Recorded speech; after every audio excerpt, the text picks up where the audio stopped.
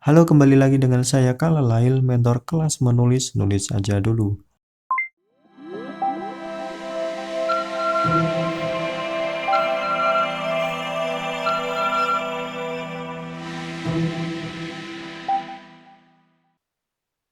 Kali ini saya akan memberikan kritik dan saran untuk puisi peserta kelas menulis saya. Yuk langsung saja kita bedah puisinya.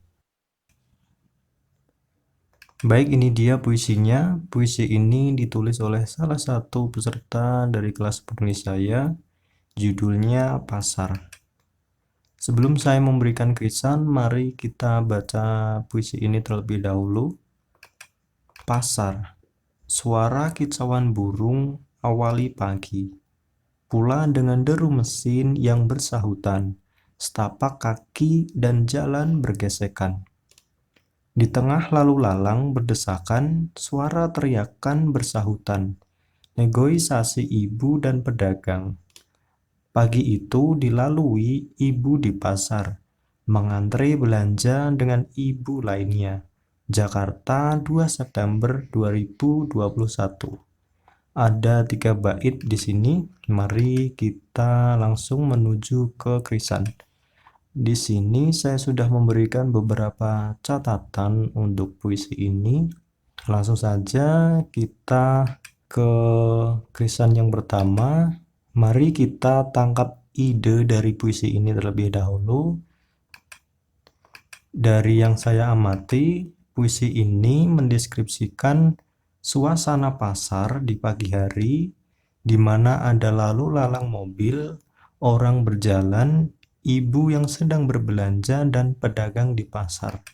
Di sini nampaknya penulis sedang mendeskripsikan suasana di sebuah pasar. Barangkali penulis saat menulis puisi ini sedang mengamati suasana pasar di pagi hari di dekat rumahnya, di mana ada lalu lalang mobil, orang-orang berjalan, dan ibu yang sedang berbelanja di pasar tersebut. Dan tentu saja ada pedagang-pedagang, di mana di sana ada tawar-menawar dari ibu dan pedagang.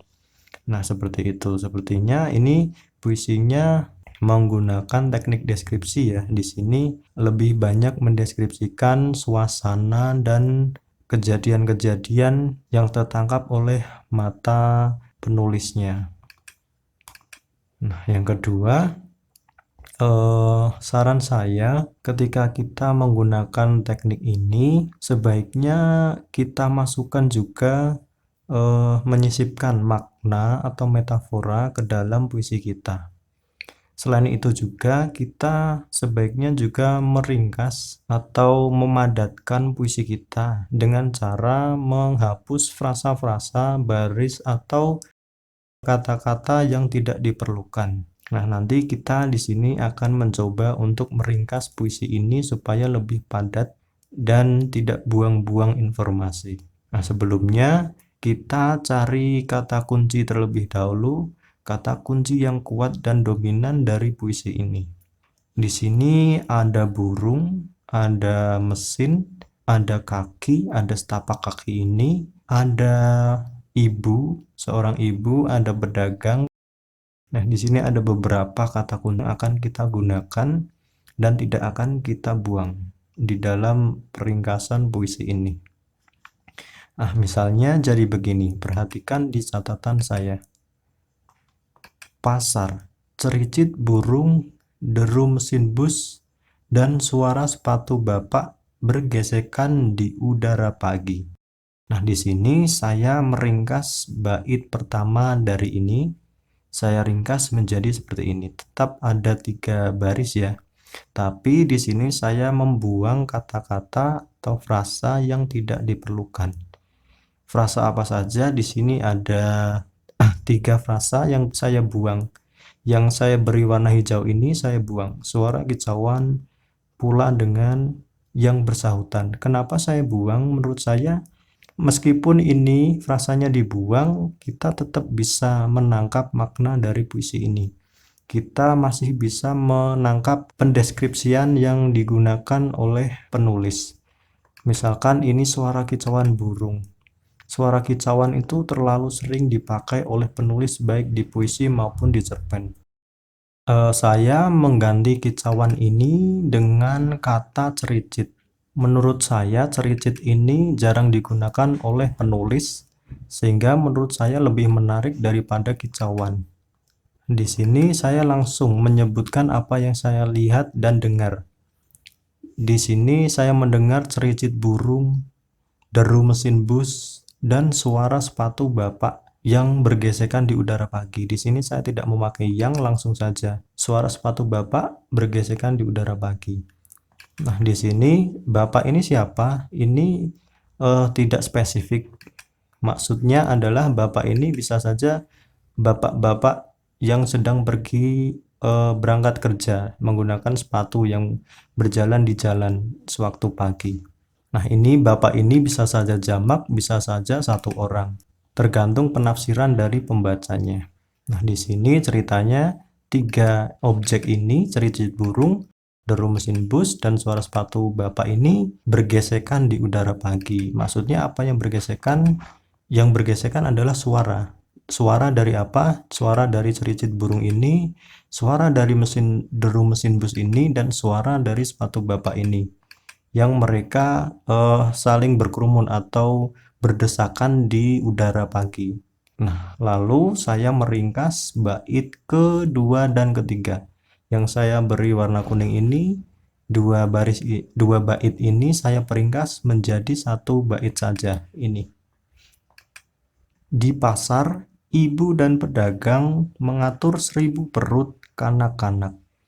Nah, di sini saya langsung menjurus ke kosakata ini, ibu dan pedagang ini, ke objek 2 ini. Mereka ada di sebuah pasar, di pasar. Ibu ini dan pedagang ini sedang mengatur 1000 perut kanak-kanak. Nah, ini satu bait ini saya memadatkannya dari 2 bait ini. Karena menurut saya di sini ada informasi-informasi yang tidak diperlukan. Karena informasi-informasi ini biarkan pembaca sendiri yang membayangkannya. Nah, di sini di baris 5 dan 6 saya memasukkan sedikit nilai hidup di baris ke-6 ini, ke 5 dan 6 ini. Maknanya pun juga cukup luas. Di situ ceritanya itu ibu dan pedagang sedang bertransaksi, dan transaksi tersebut tujuan utamanya ialah mengisi perut anak-anak di rumah. Ini maksudnya kan 1000 perut kanak-kanak. Nah, kenapa 1000 perut anak-anak? Sebab saya mengajak kita semua membayangkan di pasar tersebut ada ribuan ibu-ibu yang sedang bertransaksi. Artinya ada anak-anak di rumah, ada ribuan anak-anak di rumah yang menanti ibu mereka yang sedang berbelanja di pasar. Mereka itu sedang menunggu ibu mereka masing-masing membawa bahan masakan untuk dimasak di rumah dan untuk mengisi perut anak-anak tersebut. Nah, yang saya coba hadirkan di sini itu tidak hanya situasi pasar apa adanya, namun saya mengajak pembaca memikirkan hal mulia apa yang ada di dalam hiruk-pikuk pasar tersebut. Jawabannya ada pada ibu ini yang sedang berbelanja untuk menghidupi anak-anak mereka di rumah. Nah, di sana saya juga menghadirkan sosok bapak yang sedang jalan memakai sepatu ini. Suara sepatu bapak ini menyimbolkan peran seorang bapak yang sedang berangkat kerja di pagi hari, meninggalkan istri mereka yang sedang berbelanja di pasar. Nah, di sini komplit, ada bapak juga ada ibu. Perannya pun di sini kalau pembaca menafsirkannya, perannya pun cukup jelas ya, bahwa bapak sedang berjalan memakai sepatu. Artinya apa? Ya sedang berjalan menuju ke kantornya masing-masing. Kalau ibu di pasar ngapain? Ya pasti berbelanja, mencari bahan makanan. Nah, dengan 2 bait ini saja kita sudah menjelaskan peran 2 orang, bapak, ibu, dan situasi yang ada di pasar. Bagaimana kompleks dan hiruk-pikuknya di pasar. Nah, seperti itu. Ini perbaikan dari saya, silahkan di screenshot jika ingin dipelajari. Ini puisi aslinya, silahkan di screenshot untuk dibandingkan. untuk dipelajari lagi di rumah. Oke, jangan lupa kalau teman-teman ingin bergabung di kelas menulis saya, bisa langsung klik di link deskripsi gratis. Kalian bisa belajar puisi dan cerpen. Nah, ini contohnya. Ini kelas nulis aja dulu yang ke-6.